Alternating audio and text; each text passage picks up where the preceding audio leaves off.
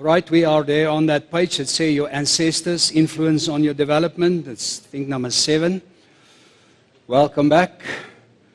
Hope you've got some fresh air and ready. Bless you with ability to hear and listen, to receive. You know, to sit the whole day like this and keep on receiving really needs a miracle in your life. So I know it's a long day, so I bless your body, ability to receive, your brain, and that you can relax and supernaturally keep on receiving today, that it just keep on flowing in you, and that you can remember most of the things that's being said, and that you can recall it years after today, that it will stay with you, that God really writes it on the heart of your mind and your spirit. All right. Do your ancestors really have an influence on your development? That's the question here. I think I've said a lot already, so I don't want to repeat myself. What I really experienced after 25 years of working with people and counseling them is this basic fact, that we cannot ignore the influence of your ancestors. Your father, mother, grandfather, up to 3-4 generations. We need to understand what effect, what weaknesses were in their lives that came down into your life. That might be there or even go down to your children. Because in Jesus, we've said we don't want any of those weaknesses. In Christ, I don't want to receive anything of my family that was not godly. So I want to cut that. I want to stop it with me. I don't want my children to inherit things that's not of God and not complete. And so we need to deal with that. And if there's things manifesting that's typical coming from the ancestors, then we need to deal with that. Now there's some scriptures there, Ezekiel, a few scriptures about things that has been written there. Ezekiel 18 verse 1 and 2 says, "The word of the Lord came to me again. What do you mean by repeating the proverb concerning the land of Israel? The fathers have eaten sour grapes, and the children's teeth are set on each edge." And then the same Ezekiel 16 verse 44, "Behold, everyone who uses proverbs will use this proverb about you, like mother, like daughter." Now the first one says, the fathers eat sour grapes, and it causes the children's teeth to be on edge. Now, what has the fathers eating grapes to do with the children's teeth? Like the second one, daughter like mother, mother like daughter.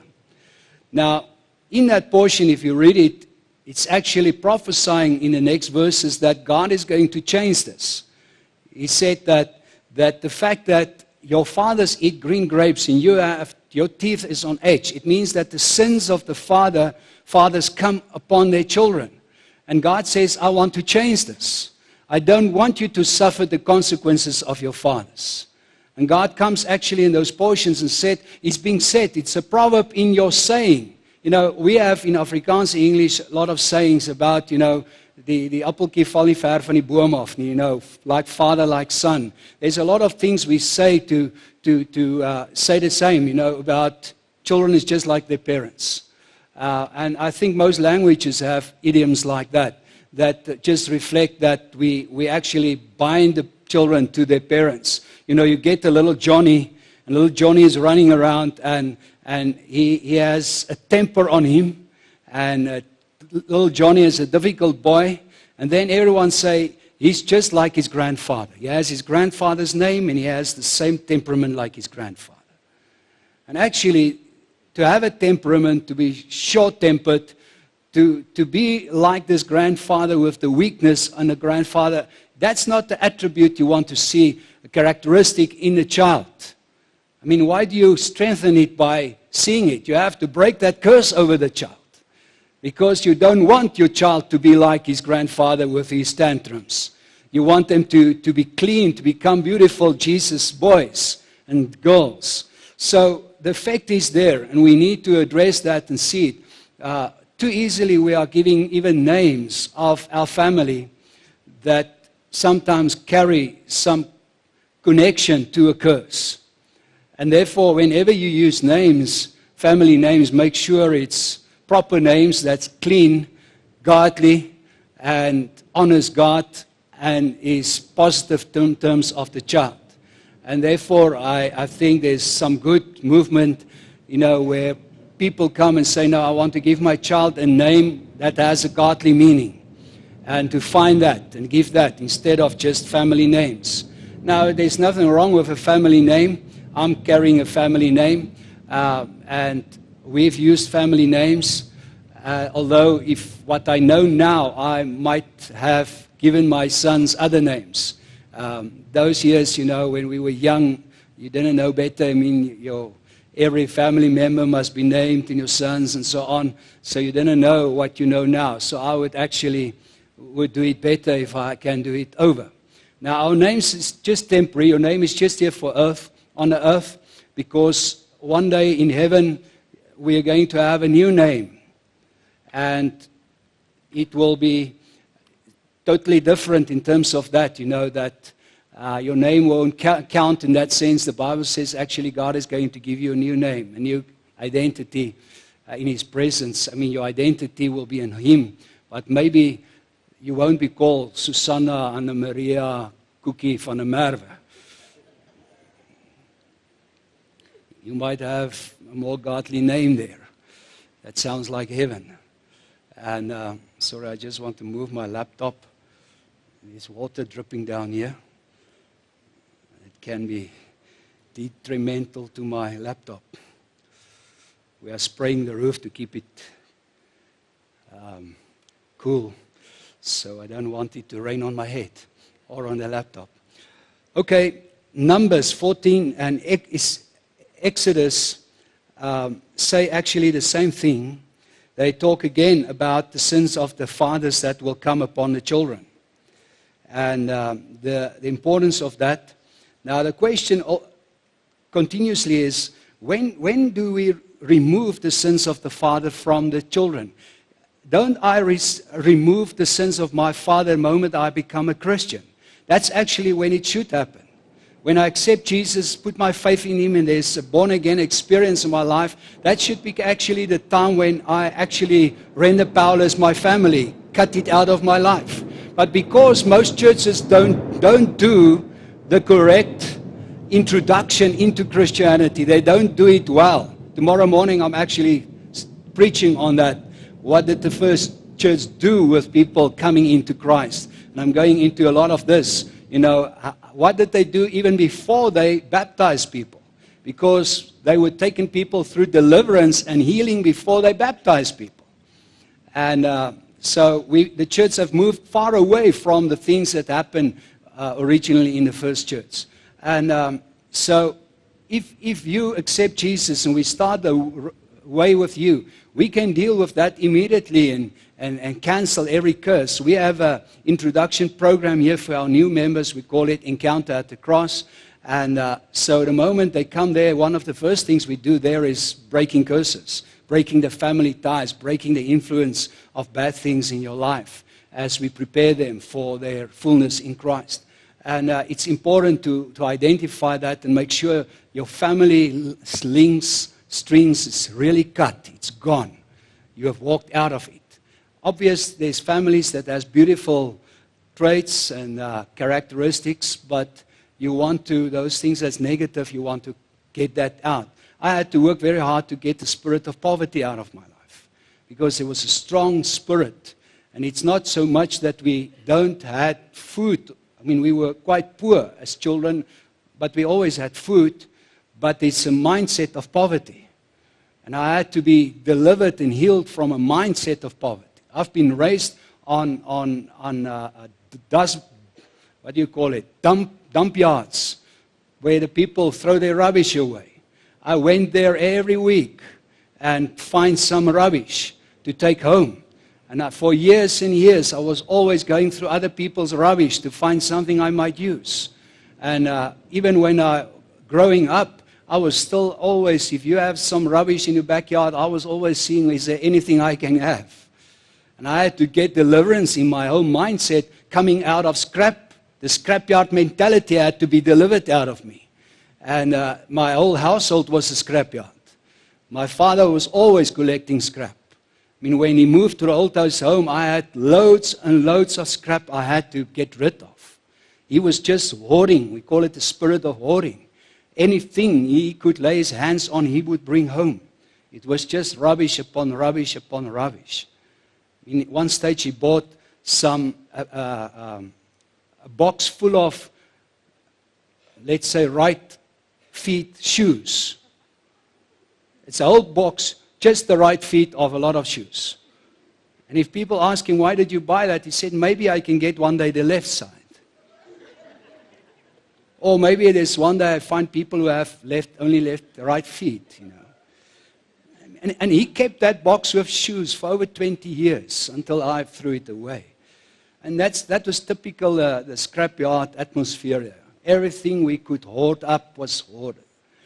And so God had to change that. Otherwise, I could never move into a place where I'm now, where I can live with the prosperity of God, where I know He's my daddy, He gives me the best, He's looking after me, He's helping me, He's always faithful.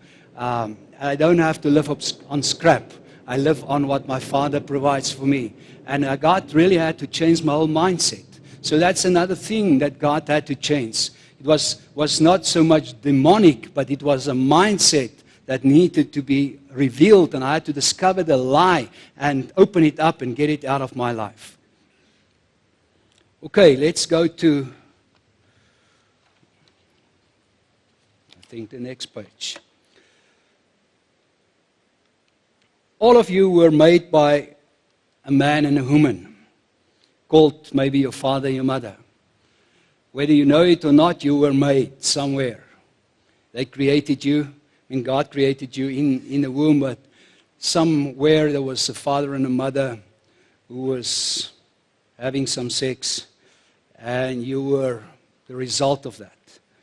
And the fact is that what I'm asking here is, what was the condition of your father and mother when they made you? Were they sober, drunk, in love? Did they plan you? Did they pray about you when they made you? Did they want a little baby? Did they bless you even before you were born? You know, what was the condition of your parents when they made you? Because your father and mother is a spirit, soul, and body who came together and they created a new spirit, soul, and body. And you are the result of a new creation. Although your spirit is what God comes and recreate to make it godly, and your identity is first of all in God, your personality or your identity has been formed by your parents and even inherited and given to you in that way.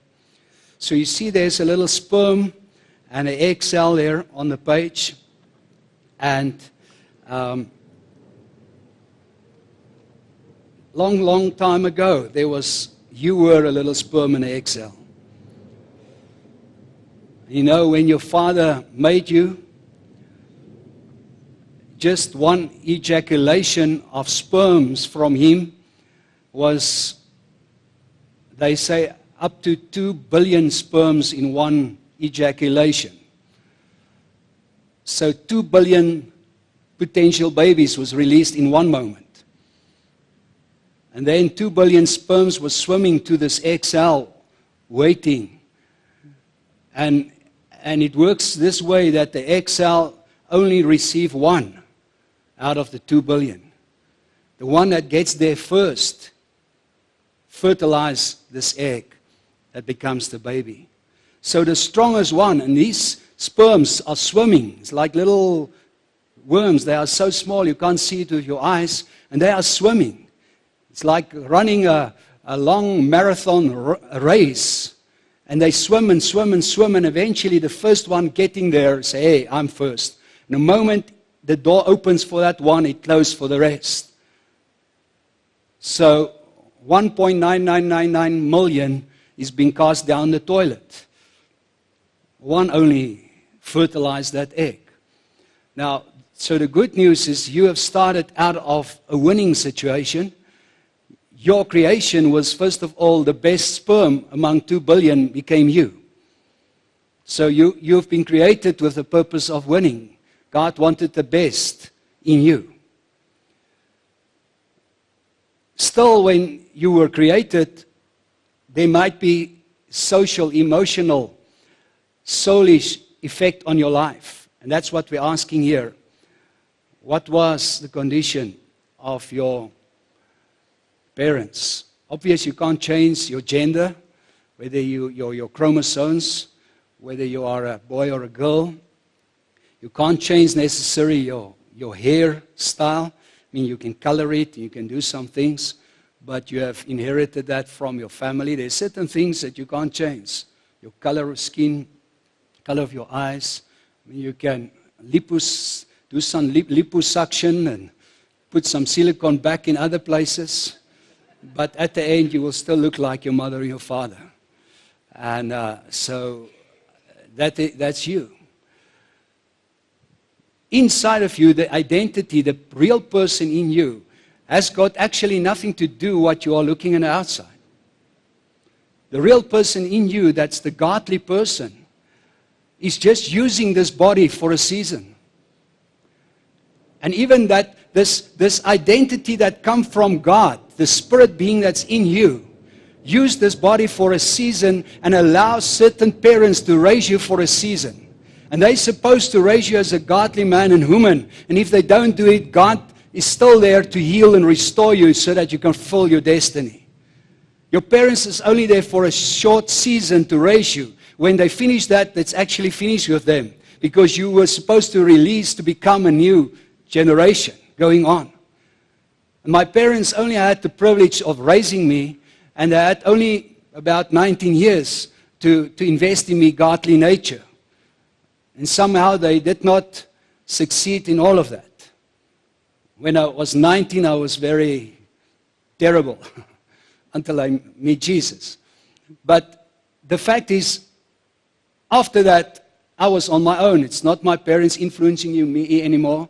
I have to relate to God and to the leaders God has placed over my life. And now I have to develop and become the individual, the person that God wants me to be. I'm growing in a new family, so my new family is more important than my old family who raised me. Except if they become part of my new family. So my parents could never understand that. They were always complaining. You spend all the time with the church and with people. You always have people at your home. You're always busy with people. You know, and I said, you're welcome, just join my family and I will spend some time with you. And so they couldn't understand that there's family and family. And there's family that's more important than the old blood family. I've got new blood family, Jesus blood family. And that's the family we will spend time with for eternity. That's the family that speaks the same language. We are part of that. Now, what influence has that on you, the family that you came out? So if we go to the next point, what is forming man? A summary of what we've said here. First one, heredity, the inheritance. What did you inherit from your family? Physical, biological composition, obvious that you can't change. Color, you can't change. It's interesting how people, you know, I sometimes watch, the white-skinned people, the pale people like us, we like to be in the sun to become darker. And then you watch the dark skin, the black people or brown people, they buy the stuff that they put on to make themselves lighter. They want to become whiter. And we want to become darker. Why don't you just accept who you are?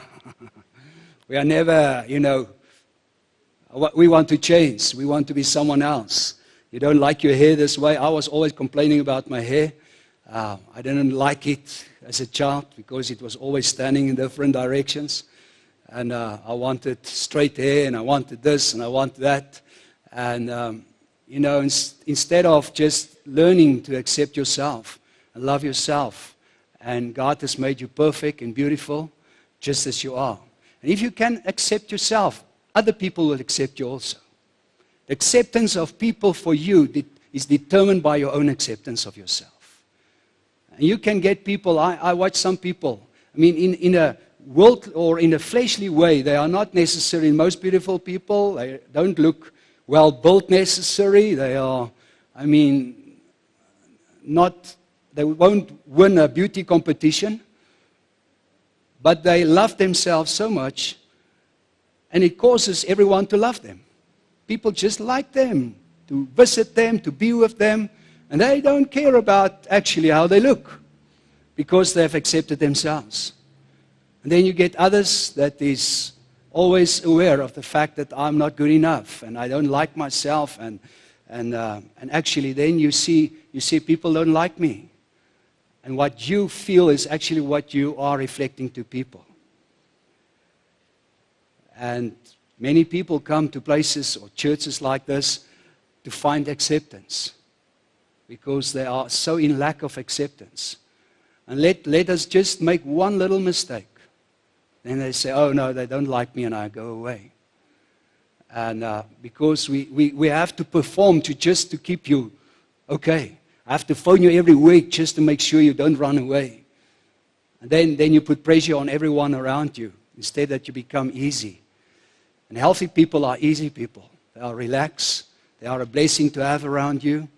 They don't put pressure on you to perform.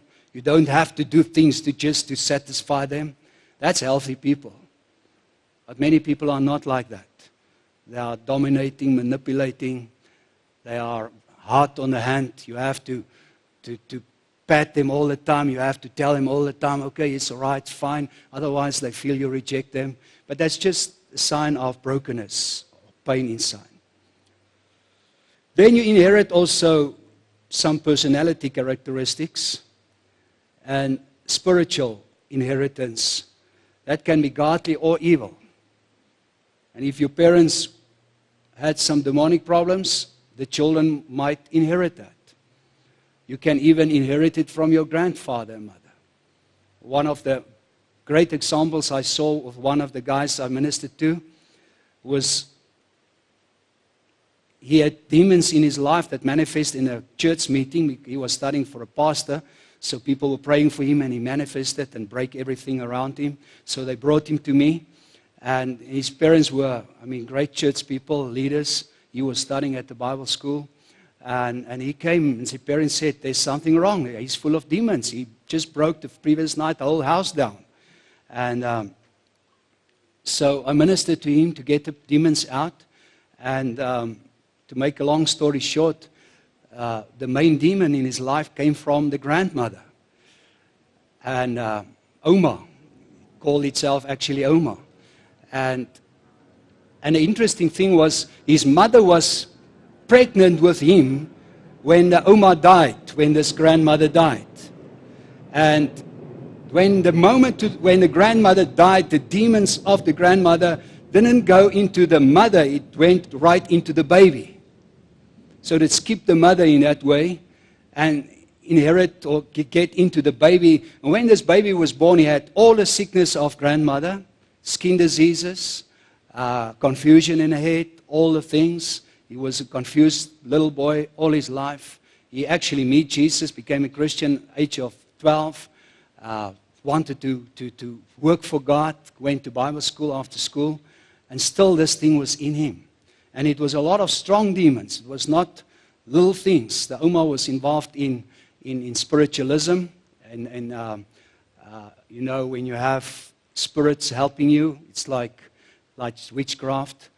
Spiritualism, where you have demons.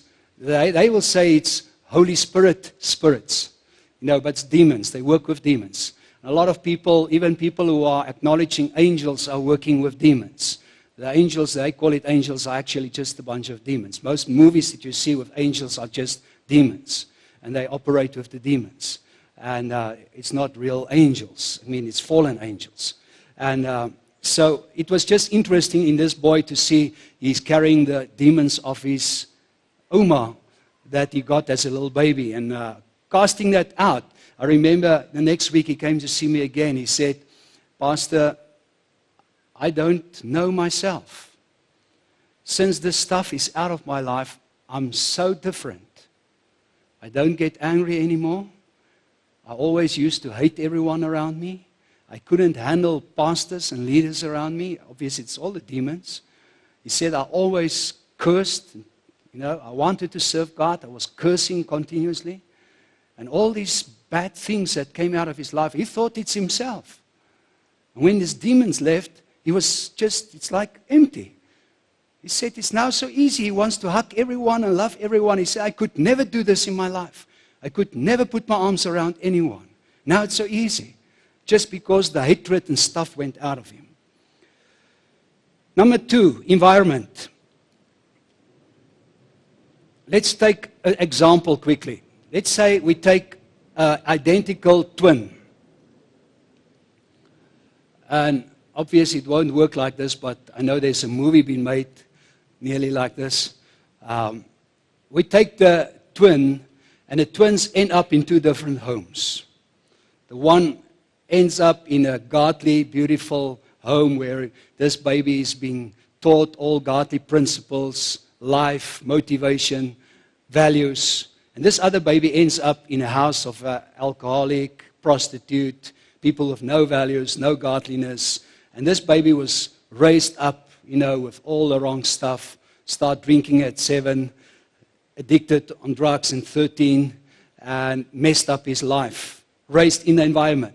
But they were identical when they were born. So now they've been raised, and we get them together again when they are 20. Do you think they have the same personalities now on 20 because they were identical twins? No. Very little. The only thing that you might see is the same in these 2 will be their faces, their figures, and the fact is that what actually forms what you call a personality, your identity, is being what your parents did to you, the environment that you've been raised up. I remember a couple who came to see me and Tisa for marriage counseling. She was what you call a spinster. She never married until the age of about 38. So she never had any relationship with a man in her life until the age of 38. She was the daughter of an ambassador who traveled the world. She was always in these high circles, learning all the fancy eating, all the stuff. They were very wealthy, living in a great house, all this stuff. So she was raised in this wealthy home, all the fine etiquette things of life. Age of 38, she married this guy. He was now in his 3rd marriage. This is his 3rd wife.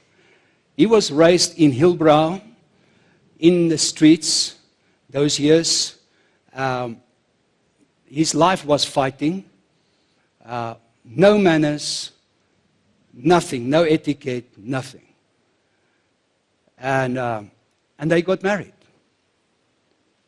And he already had some children, so he brought his children also into this home. And they had no manners. I mean, they were just destroying the home. And this lady tries to organize the house. Make up your bed. You don't take food if it's not lunchtime. Take your knife and fork and eat properly. She tried to teach these children just some manners, that we call manners. And eventually they came to a place and say, this can't work. They were destroying one another. And that's when they end up with us. And we had to work and help them out of this. And I was just amazed. How did you choose each other? How did this happen that you two choose each other? I mean, you are opposite of the world. And you get together and you want to be married. And, I really didn't have hope for them. But they are still married, as far as I know. And they're still fighting it out. They're hanging in there. And so it's amazing what your background has in terms of your behavior and the way you deal in life. Especially it comes out in marriage relationships, how you deal. Now your culture have effect on you, not only your home, your parents, the school, moral code, preferences, motivation, working methods. Everything that your parents teach you has a great effect. Something my father did excellent in my life. He taught me how to work. I had to work very hard as a boy. I had to paint the house every morning early. I had to go out, clean the chickens, whatever, take eggs out, give them food. I had to do everything. I had to take the dustbin out, clean the kitchen floor, wash the dishes. Once in a few years, I had to paint the roof. I had to prune the trees. I had to help him fix the car engines, take engine out, gearbox out, put it back. Everything I had to do with him. And the effect is that because he allowed me to be involved in everything, I can do everything. I can fix an engine. I can paint anything. I can really do any technical thing, most of it, except for even with my electronic background. Sometimes I feel the technical guys are too slow. I want to help them do some things. But because my father allowed me to do certain things, he gave me the ability to feel I have value, and I have the ability to operate. And therefore, I'm not afraid. I remember one day I was in a bus with a lot of pastors on the way up north. And on our travel, this bus overheat, blow out. And here a lot of pastors stand, They didn't know what to do. Not one of them had any clue about the engine. They have never touched an engine in their lives. And so guess who fixed the engine quickly? Get some water, fix the pipe, get the thing to go again. I was just amazed, how people can be totally ignorant of many things in life. But it has a lot to do about what your parents train you. And obviously you have some skills, some things you can do better than others. My mother, for instance, forced me to do music since a little boy. I had to do piano playing. Until standard 5, she forced me every year, and I hated every day of that. Play the piano. I had to do all the exams. I did a lot of, with this EngSem2Ses5 exams. I had to do all of that until standard 5 playing, and I hated it. I didn't like any of that. I didn't like classical music. I didn't like to play the thing. My mother forced me all the time. Now, somewhere she made a mistake because she never picked up that this guy doesn't like it. She had to force me all the time. And eventually, when I rebelled against it and said, I will not do this, I hate it, I didn't want it, I went into full rebellion, she left me out. And it took me some years before I came to a place where I made my own choice to say, well, all right, I'm going to teach myself. When I was 9, I bought my own organ, and I teach myself to play the organ. And then I got my own 12-string guitar, and I teach myself to play the guitar. And then I developed it, and today my children most of them are in music, playing, worship leading, and I'm not in that anymore. I'm glad they have it, continue. But parents can have either a tremendous positive effect in a child's life or a negative effect. And it can either develop you powerfully or can hinder your development because of what they've done. One of the sons that I'm trying to raise, he's not here, his parents never taught him anything in life. Nothing, nothing, nothing. I took him into my house for a season to live with us. And I said, all right, if you live here, I want you to wash dishes. I want you to do some things in my yard. He didn't know how to just lift up a hosepipe to water the garden. He bought himself a bicycle. He didn't know how the bicycle was working. So I had to teach him how the bicycle is working. And one day his bicycle had a flat tire. And he pulled this thing back home. And he was sitting there. He didn't know what to do. So my little boys, they were still in primary school, they showed him how to fix the tire.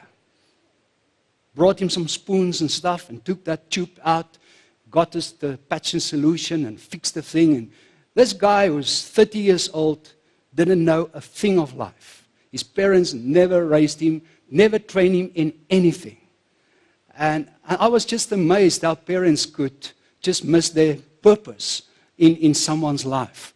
Now, maybe that's you, that you need to catch up on a a lot of years that your parents did not invest, and a lot of healing that needs to come back in your life. So that's your environment, the culture. You know, as we sit here, some of you are from different cultures: English, Afrikaans, Zulu, Sotho, Shona, different cultures that we are representing, and our styles are different. Things how we do it, and the people where you've been raised have teach you certain things. And for us to be together, we need to understand each other. You don't need to know everything, but we need to understand a little bit.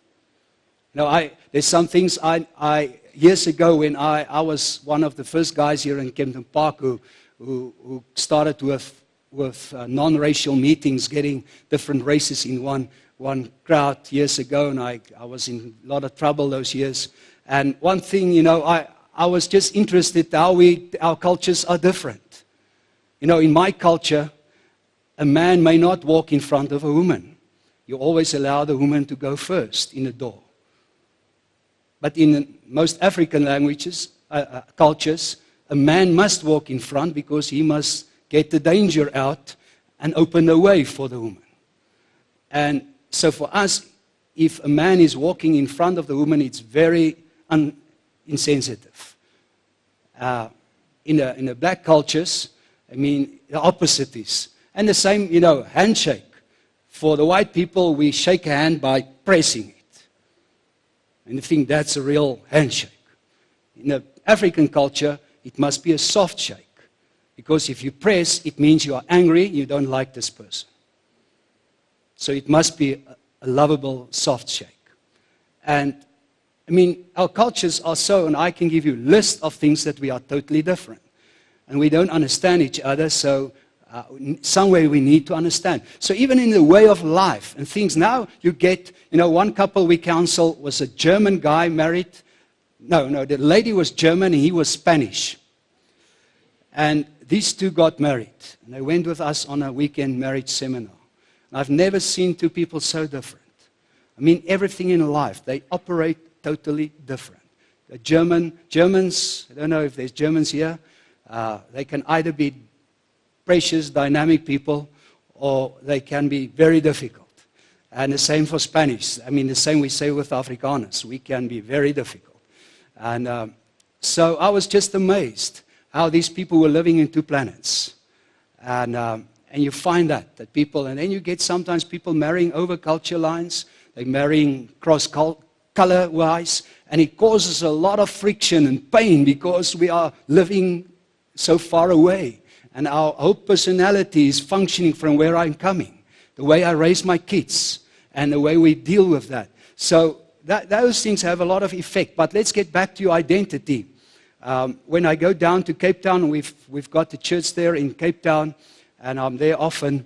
And I love to minister among the colored people. We have beautiful colored people there, and I love them so much. They are so beautiful crowd of people.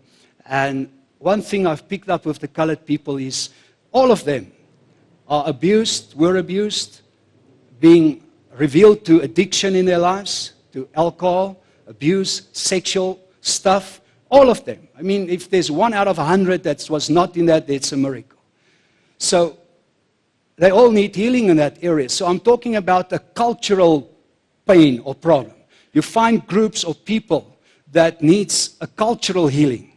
Even our Afrikaners, we need a lot of cultural healing. There's a lot of stuff that's blocking us from being like Christ.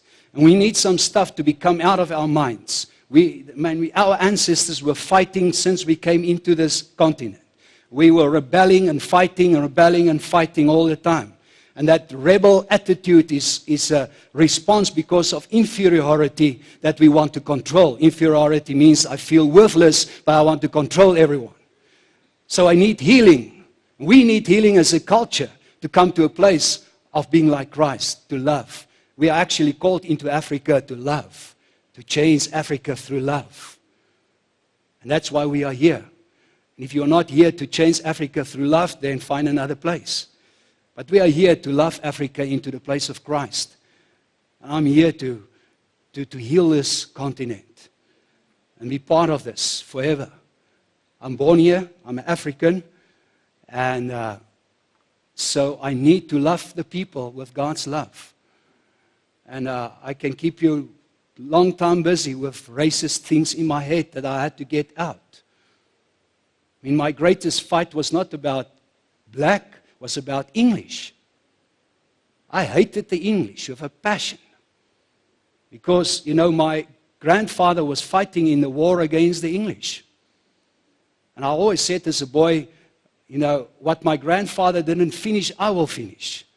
Because the English win the war. They win the war against the Boer, against the Afrikaners. So I always said, what my grandfather did not do, I will do. So I wanted to kill every Englishman. And the British that came in here. You know, we had the attitude, you know, they stole the land. And so I was fighting that as a little boy. My mother took me, and father took me, we were living in Bloemfontein for a season to the Vroue, the women's monument there. So the only thing you see there is either the English killing the Afrikaners or the Zulus killing the Afrikaners. So as a little boy, I got this thing against everyone who tried to kill us. And then we had to go to the Voortrekker monument here often, just to engrave it in you, you know, what others do. My mother took me to Mafeking, to the graveyard there, 3,000. As a little boy, it looks like 30,000, 3,000 tombstones of little children and women that was killed by the British. So I was standing at 5 guy watching this graveyard. I said, I will kill the English. Look what they've done. What we don't realize, there's just as many English being killed. When I've been a few years ago in London, I went to the Westminster Abbey. It's that big church with all the graves in where all the kings and those are all buried in there. So I went in there, you know, to just get the time over. And I was walking there, and one of the walls, I was standing there and watch, and this wall has a lot of name tags, plates on it. And on top it says, those who died in South Africa in their service for God. I thought, their service for God. My grandfather killed them for God. You know. You see how stupid we can be? We all do it for God. It's actually, God is not in war. God is not in fighting. God is actually not in our political systems. And we all do it for God. And I remember one of my neighbors, he was an Englishman, the whole family, some children, and I was always on their case. When I see them in the street, I will hit them. I was shooting them with my ketty, you know, and I was getting them, and they were so afraid, always running away. And I remember once I took, I don't know what's it in English, clay lot. What will that be in English? You know, when you take clay on a branch and you throw it, and I got a lot of good brown clay, just here from the Flay area, and I was doing this on the white wall of that house. The whole white wall I put full of brown spots, and it went to a point where the father, I mean, this is the father came and he hit me through the face, and I want to hit him back, you know, typical rebel little child. And I gave that people so much problems trying to get the English out of my street.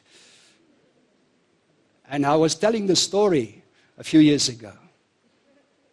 And when we had the break, one lady came to me and said, I'm Denise, I was your neighbor.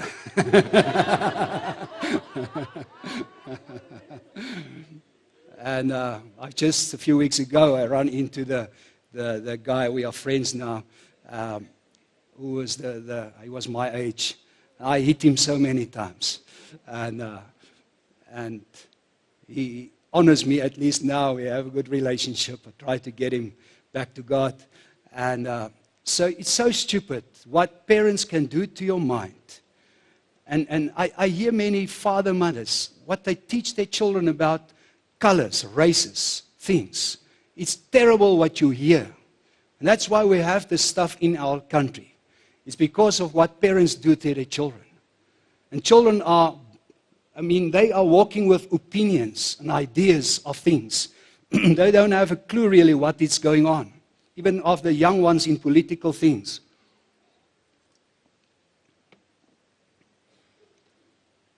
The question, coming back to you, what type of healing do you need? Is there anything you need to unlearn, get it out of your system, and actually get even deliverance from hatred and racism in your heart?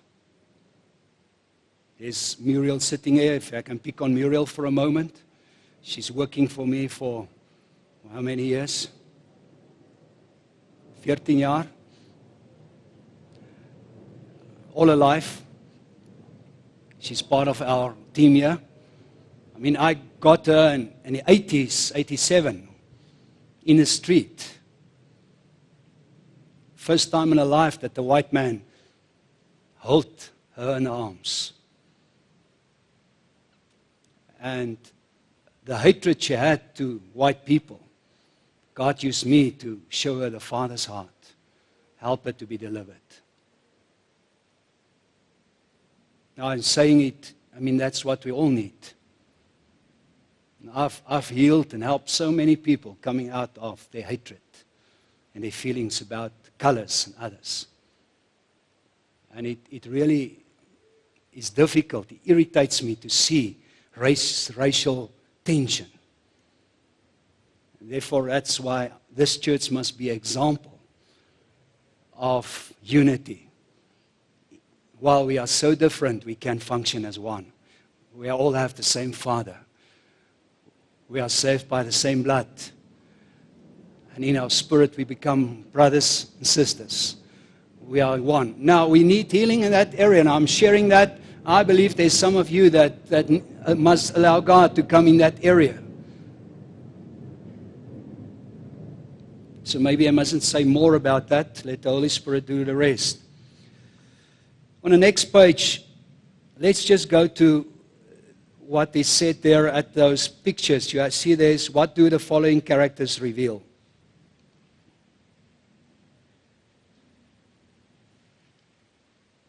You see that little Tannie, auntie? Let's quickly look into these ones. Or maybe let's just stand for a minute before we go in.